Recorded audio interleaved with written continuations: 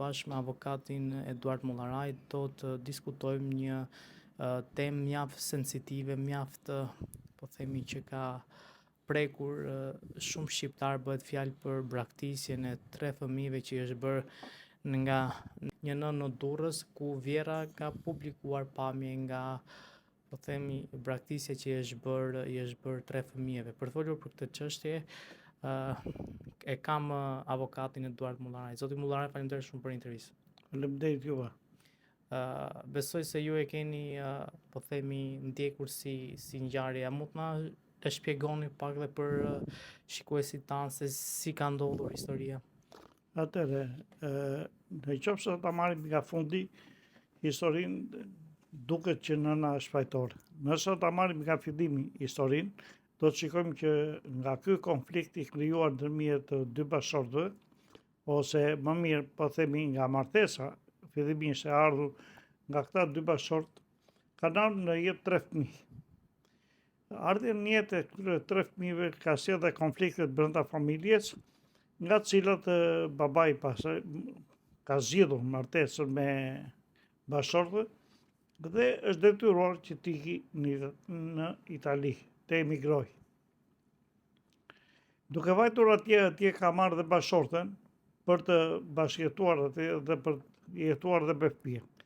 Meqense gruaja nuk jetonte dot së bashku me fëmijët atje, sepse nuk patente dot dokumentat, ishte një kalvar i gjatë dhe i vështirë, është rikthyer përsëri në Shqipëri për të jetuar së bashku me 3 fëmijët e saj. Ktu ka filluar dhe e gjithë, se themon, loja ose skena e përgatitur me qëllim për t'i marrë kësaj nëne të 3 fëmijët, për të shkollur nga gjiri 3 fëmijët dhe për të jetuar pasaj babai me 3 fëmijët në Itali, duke marrë atë sipas ligjit italian detyrimin ushqimor dhe duke jetuar atje dhe duke u përkrahur në shtetin italian. Do të themi ishte një skenë e stisur, sepse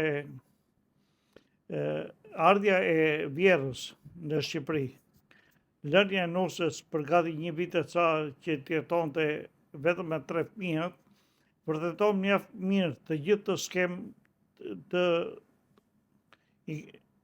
sajuar nga Vjera së bashku me djalin dhe të reklamuar pasaj fort mirë dhe në gjitha mediat, me qëllim që të diskreditonte nënën me 3 fëmijët. Ndërkohë që ata shfrytzuan dhe rastin që nëna në kushtet ku jetonte në një varfëri të skajshme, për cilën është përgjegjësi e shtetit dhe e institucioneve shtetërore, ishin të smurë të 3 fëmijët, ku kishin marrë nga pakujdesia e gjenës, kishin marrë dhe një sëmundje ngjitse, për cilën kishin vajtur në institucionet shtetërore për të mjekuar, për të kuruar dhe për të shëruar. Them e stisur sepse reklamimi për faktin se ku jetonte nusja së bashku me 3 fëmijët vërtetonte mjaft mirë që nusja me 3 fëmijët jetonte në një shtëpi me qira, e cila ishte përmbytur. Por nuk është kjo motivi dhe arsye. Ne duhet ta shohim më thellë.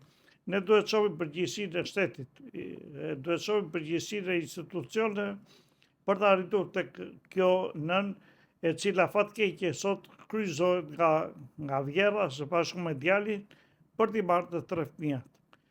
Unë mendoj që kjo nuk mund të realizohet për disa arsye dhe objektiva. Pse?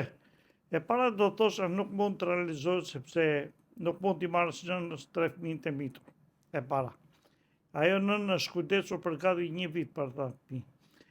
Gjendja e mjerueshme ekonomike ka të bëjë me 2 faktorë. Faktori i parë është vetë babai, i cili nuk kontribonte sa duhet për jetesën e 3 fëmijëve, dhe faktori i dytë është shteti, i cili duke e parë këtë nën që po ishte 3 fëmijë, nuk kishte asnjë të ardhur tjetër, shërbimi social i njësisë administrative nuk funksionon fare, dhe kjo vërtetohet me anë të këtij veprimi dhe të kësaj skene të përgatitur.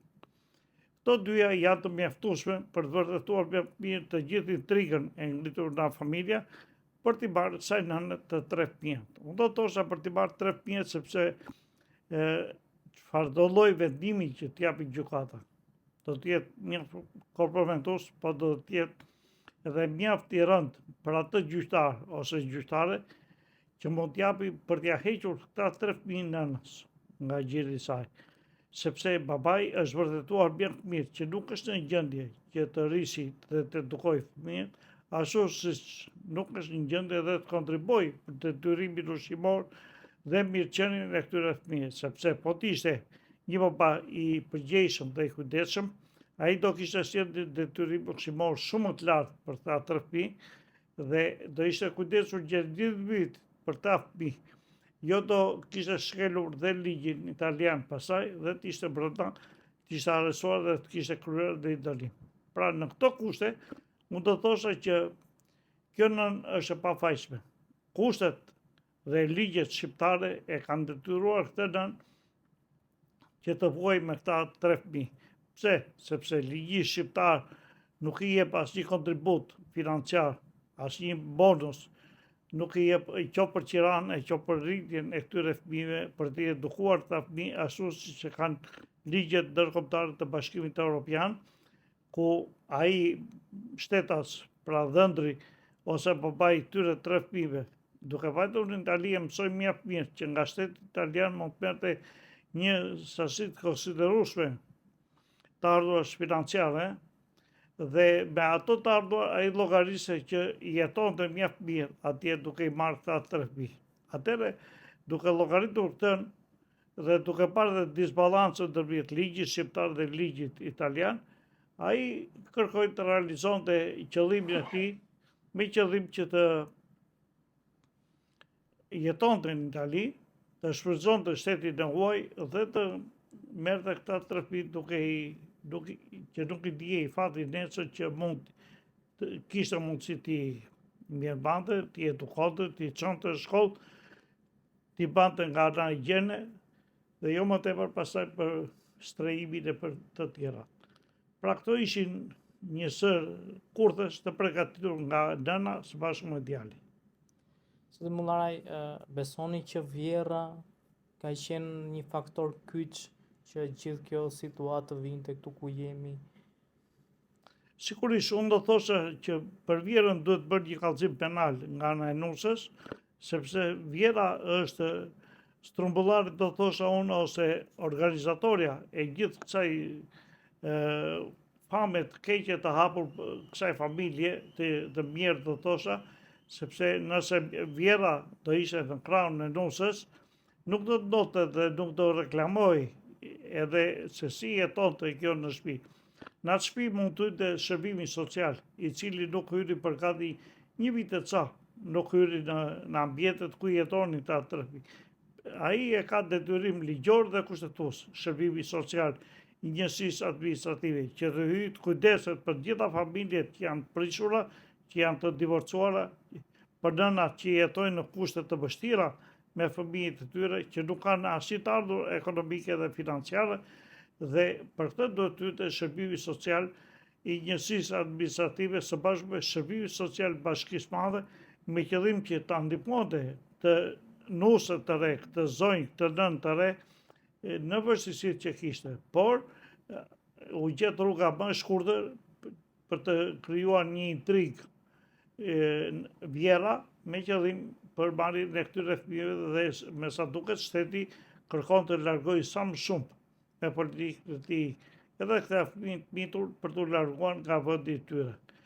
Këtu duhet fillojë e gjithë historia dhe këtu duhet fillojë dhe ndjekja penale nga ana e prokurorisë për të zonjë vjerën e cila ka krijuar këtë intrigë dhe këtë plan dhe këtë kurth kaq keq për largimin e 3 fëmijëve të mbitur nga Shqipëria.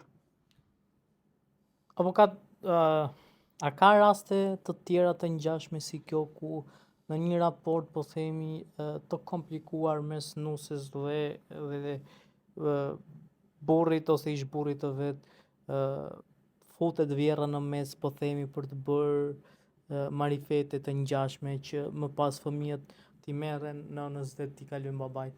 Atëre, raste të këtilla ka shumë në Shqipëri. Pse thosha ka shumë? Ka shumë sepse ligji shqiptar në raport me ligjin e Bashkimit Evropian është krejt i ndryshëm për sa i përket kodit familjes. Që thosha, kujdesarisë së fëmijëve, edukimit të fëmijëve, bonusin që marrin fëmijët në Bashkimin Evropian dhe bonusin që marrin fëmijët në Shqipëri. E gjitha kjo lë shumë dhe mjaft për dëshiruar, do thosha, sepse akoma shteti shqiptar nuk e ka rregulluar ligjin për kodin e familjes dhe për fëmijët e mbitur dhe për kujdesarinë e tyre dhe për strehimin e këtyre fëmijëve, dhe kjo sjell që shumë familje sot, nga që mbasi prishet, krijohet konflikti se kush do t'i marrë fëmijët, dhe duke parë që ne kemi një emigrim shumë të çrregullt për sa i përket meshkujve në raport me femrat.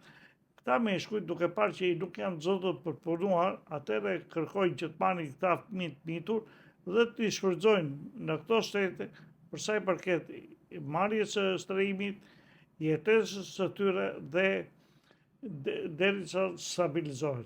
Kjo është mjaft e rëndë për shtetin shqiptar, të thosha, sepse po na ikën dhe gjaku i mitur i këtyre fëmijëve po na ikën në Shqipëria, së rezultat i diferencave të politikave dhe të legjislacionit shqiptar. Avokat, sa ndihmës është shërbimi social në Shqipëri për nëna të tilla? Unë do të thosha që nuk kemi një ndihmës nga legjislacioni, po qoftë edhe nga shërbimi social. Shërbimi social në njësitë administrative, do të thosha që është inekzistent. Nuk funksionon fare sepse këto shërbime sociale nuk dinë akoma se sa familje kanë të divorcuara brenda njësisë administrative, sa familje kanë me statistikë të ndara, sa familje kanë me fëmijë dhe me vështirësi ekonomike, jo për të pasaj për strehim dhe për dhënien e një bonusi për të jetuar këto familje. Kjo mësohet vetëm kur plas një bombull, kur plas një tullumbase që vetëm atëherë mëson njësia administrative, se pas kemi dhe familje të këtilla me një krizë ekonomike dhe financiare mjaft të madhe, me një vështirësi dhe me një varfëri të shkajshme, dhe atëherë fillojnë dhe lëvizim, po dhe atëherë kur lëvizet vetëm në mënyrë apatike, sepse nuk lëvizet për të ndihmuar këto familje dhe për të rikuperuar problematikën e krijuar brenda kodit familjes dhe këtyre familje me fëmijë të mbitur. Avokat, kthehemi pak dhe te ngjarja që ne analizuam. Çfarë zgjidhje duhet kemi për këtë rast? Zgjedhja e parë për familjet ka të bëjë me ndryshimin e legjislacionit për sa i përket kodit familjes. E para, që duhet i gjetë strehim nënës që merr në rritje dhe kujdesari fëmijën, i jepet bonusi i qeras, bonusi për edukimin dhe trajtimin e fëmijës, dhe jo të pritet që në bazë të vendimit gjyqësor do t'i jepet edhe ajo që cakton vendimi gjyqësor nga babai. Babai ka emigruar me vite, nuk sjell asnjë ndihmë ekonomike në familje dhe e lë këtë familje të mirë që të jetojë në mëshirë fatit dhe kujtohet një ditë bukur pasaj kur rritet fëmia për ta marrë këtë fëmijë dhe për ta trajtuar pasaj në shtetin fëmijë, sepse atje legjislacioni është më i favorshëm për sa i përket fëmijëve të mitur dhe nënave që janë të divorcuara dhe me fëmijë të mitur në krah. Avokat, faleminderit shumë për intervistën. Faleminderit juve që na dhat mundësi.